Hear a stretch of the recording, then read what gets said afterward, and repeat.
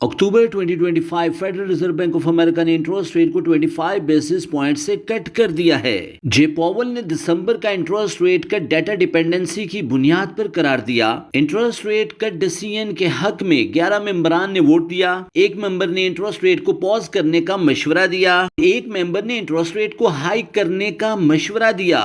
अक्टूबर का interest rate cut उस वक्त आया जब United state of America economic shutdown में है, लेबर मार्केट ज़बू हाली का शिकार है और इन्फ्लेशन को कंट्रोल करना भी दर्दे सर बना हुआ है।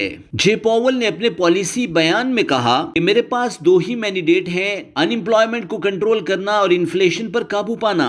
उन्होंने कहा कि इकोनॉमिक शटडाउन की बुनियाद पर लेबर मार्केट में मसाइल हैं, नॉन फॉर्म पेरोल सितंबर से डिस्टर्ब है, अनएम्प्लॉयमेंट रेट में इजाफा है, कुछ अदादो शुमार हमें मौसूल नहीं हुए।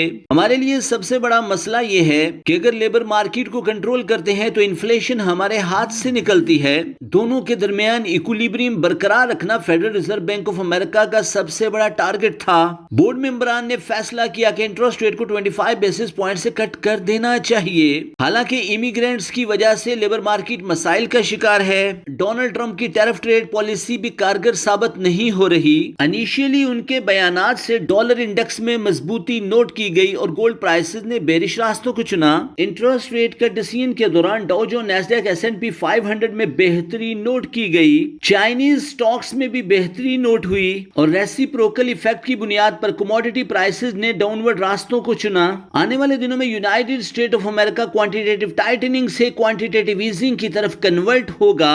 ब्लूमबर्ग इकोनॉमिस्ट के मुताबिक दिसंबर, जनवरी और फरवरी में भी इंटरेस्ट रेट कट डिसीजन हो सकते हैं। जे पॉवल ने कहा कि हमारा मॉनेटरी स्टांस बहुत क्लियर है। हम डेटा डिपेंडेंसी की बुनियाद पर अनएम्प्लॉयमेंट को कंट्रोल करने की कोशिश कर रहे हैं। इकोनॉमिक शटडाउन की बुनियाद पर यूनाइटेड स्टेट ऑफ अमेरिका में लेबर मार्केट में बड़े मसाइल हैं। इंटरेस्ट रेट कट से इजी मनी में इजाफा होगा, प्रोडक्शन प्रोसेसेस में तेजी आएगी और अनएम्प्लॉयमेंट को दूर करने में मदद मिलेगी। लेकिन पॉइंट ऑफ कंसर्न यह है कि इन्फ्लेशन में हल्का फुल्का इजाफा हो सकता है। उन्होंने मजीद कहा कि हम अनएम्प्लॉयमेंट और इन्फ्लेशन में इक्विलिब्रियम बरकरार रखने की कोशिश कर रहे हैं। जे पॉवल की स्पीच के दौरान फाइनेंशियल मार्केट वॉलेटिलिटी में इजाफा नोट किया गया। क्रिप्टो मार्केट डाउन है। आज के दिन की डोनाल्ड ट्रंप और शी जिनपिंग की मुलाकात फाइनेंशियल मार्केट की तरजीहात का तयन करेगी। जे पॉवल से पूछा गया कि United state of America economy का मुस्तकबिल क्या देख रहे हैं।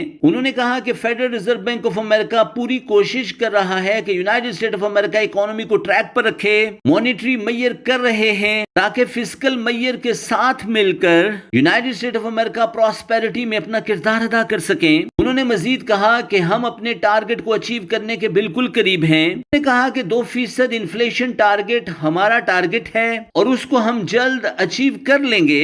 अनएम्प्लॉयमेंट और इन्फ्लेशन के दरमियान इक्विलिब्रियम को बरकरार रखना डिफिकल्ट हो सकता है।